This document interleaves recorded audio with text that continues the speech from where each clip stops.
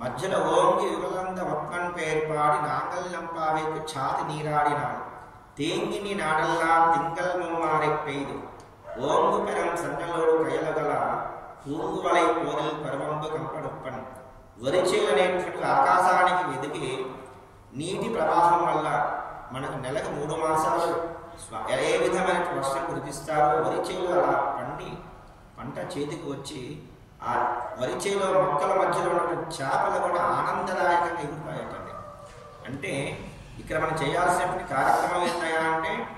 భక్తిని ఆరాధన తీసుకోవాలి. అందుకని నిర్మలమైనటువంటి మనసు ఆ యొక్క శ్రంగనాథుని యొక్క నామము కానీ